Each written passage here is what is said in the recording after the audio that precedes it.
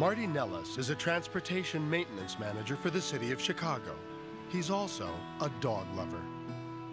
The area I work in, I see a lot of strays around there.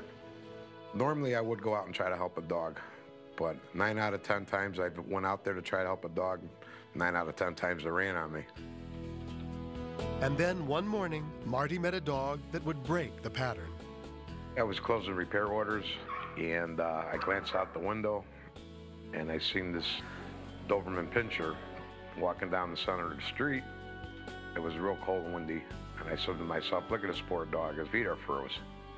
So I went downstairs to see if I could get this dog to come towards me. Come on, baby, come on, boy. And when he got close to me, what happened to you, huh? I could see he was all beat up looking. What happened? He had cuts all over. He was bleeding. He was in bad shape and needed help. I covered him up. I figured now he's warm, he's covered with a blanket, and I let him rest. And I proceeded to call my night foreman, Bob Myers, which I know he has a lot of animals, and he's a dog lover. Hey, Bob. Yeah, this is Marty. How you doing, Marty? Hey, good. Marty said he had found a dog out front. It looked pretty bad when I come over and take a look at it. Beat up looking. He sounded concerned, so I went over there and I went up in the office. And this dog's in bad shape, Marty. Look at the cuts and stuff. I don't think it's going to make it. We got to get some help for this dog, because if we don't, I think this thing's going to die on us. They knew that if they took the dog to animal control, it would be put to sleep. I got some friends up in Grays Lake. They're Doberman people. Maybe they can give us a hand and make a suggestion what to do with them. Bob drove almost an hour north to Grays Lake, hoping the injured dog would still be alive when he got there. I would check it every once in a while by maybe petting its ear to see if it get a little movement. And just about halfway up there, I stroked the dog a couple of times and didn't seem to respond. I said to myself, oh, I think this dog just died on me. And then all of a sudden, I seen an eye open up, so he's alive, you know. Relieved, Bob drove the last few miles to Tops Boarding and Training Center, where his friend Jan met him at the door.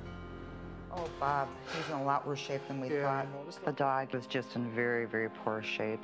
He seemed very, very depressed, very malnutritioned, and just really had no will to live at that point because of the shape that he was in. Let's take a look at him. As soon as the vet saw the dog, she just immediately wanted him rushed up to the hospital. We're going to have to keep him for a few days. I didn't think the dog was going to make it, to tell you the truth. But after only 3 days in the hospital, the dog was back at Tops, where it was making a remarkable recovery. Bob and Marty split the $600 vet bill. It didn't matter to me of the price as long as the dog got it back up on its feet and had a home.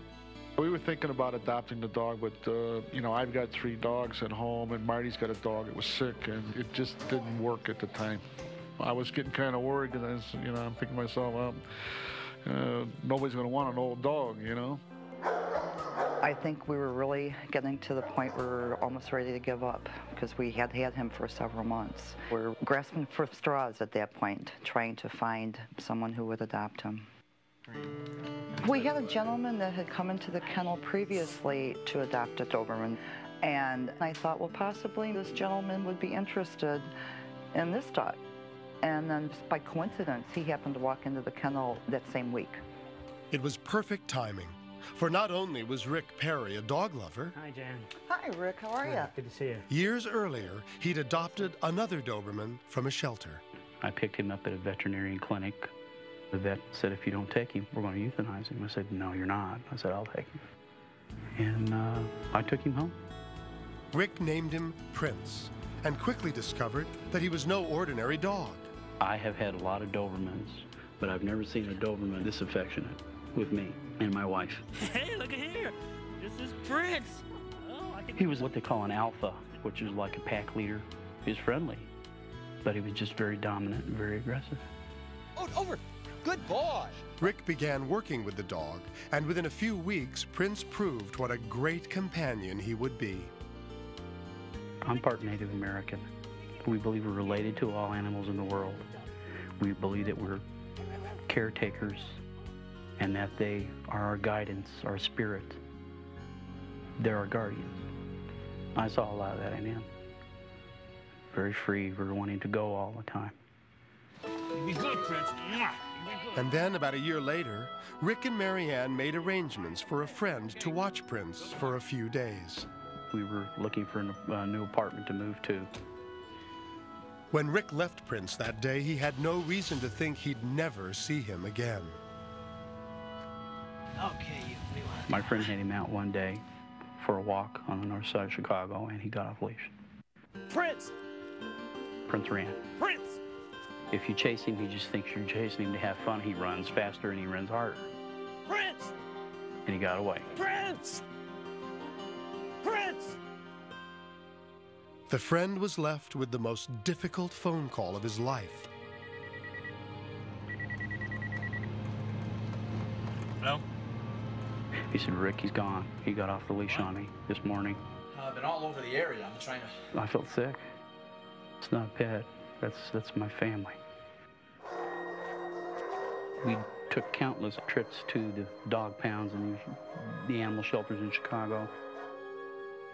We made phone calls. I went through the neighborhoods.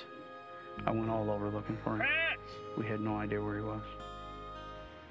No idea. There were times I laid in bed at night and I would just ask my wife, I wonder where he is. I wonder how he's doing.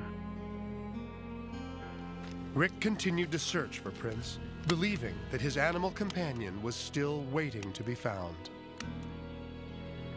My wife had to just tell me, just stop doing this. Stop doing it to yourself.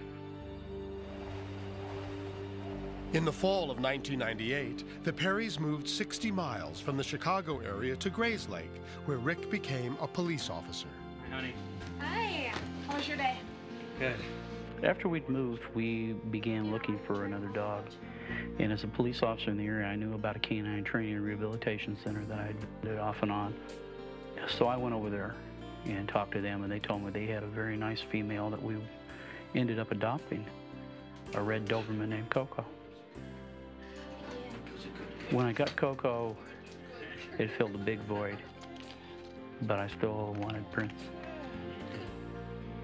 I missed him still. Settled in their new home, Rick and Marianne began thinking about adopting another Doberman. And that's what brought Rick back to Tops that day. Hi, Jan. Hi, Rick. How are you? Good to see you. Good to see you. And I told them that I was looking to adopt another dog, and Jan said, we've been looking for you. More of those puppies. You know, this is such a coincidence, Rick. I was trying to find your number. We have another Dobe that we have in right now. Really? He's a little scarred up, but I thought of you.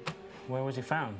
He was found in Chicago in pretty bad shape, but he's doing great now. A little Really? scarred up. I lost my dog a couple years ago in Chicago. Oh, that's weird. I told him to describe the dog to me. Well, he's black. He's got a scar, I think, on his face and several on the back. And I took over the description in mid-sentence.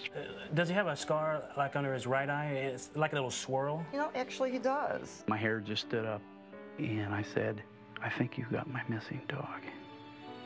I just thought, no, this is crazy. That's just too much of a coincidence. There's just no way possible. I left him in our office, and I went back to get the Doberman. And I was just started, oh no, this can't be right. No, it's not him. It's not him. I know it's not him. They brought him out. It was him.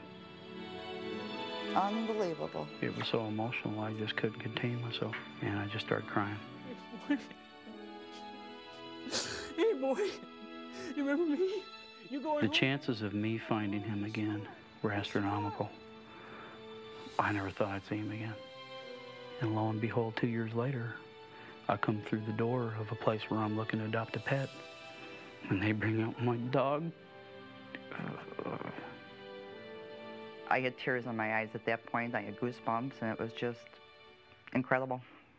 It definitely was a miracle. Come on, baby. Come on, boy. And everyone involved agrees. I was just going to be excited that somebody adopted this dog. When I found out the original owner had found the dog, I got goosebumps. We were probably 12 to 15 miles south of where he lost the dog, and where I took it to him was 45 miles north of where we were at, and it winds up that he moved up there 3 miles away from the kennel. Chances of that are 1,000,000 to 1. I'll never let him out of my sight again like that. He's one of the most loyal and obedient and passionate dogs I ever had. For the city of Chicago, he's also a dog lover. The area I work in, I see a lot of strays around there. Normally I would go out and try to help a dog, but 9 out of 10 times I went out there to try to help a dog, 9 out of 10 times they ran on me.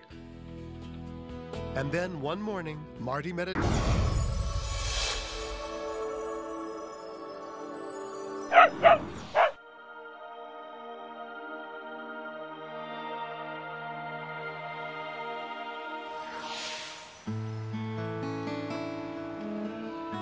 Marty Nellis is a transportation maintenance manager. This dog to come towards me. Come on, baby. Come on, boy. And when he got close to me, What happened to you, huh? I could see he was all beat up looking. What happened? He had cuts all over.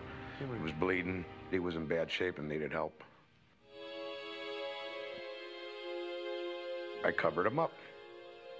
I figure now he's warm, he's covered with a blanket, and I let him rest. And I proceeded to call my night foreman, Bob Myers, which I know he has a lot of animals, and he's a dog lover. Hey, Bob. Yeah, this is Marty. How you doing, Marty? A dog that would break the pattern. I was closing repair orders, and I glanced out the window, and I seen this Doberman pinscher walking down the center of the street. It was real cold and windy, and I said to myself, look at this poor dog, his feet are froze. So I went downstairs to see if I could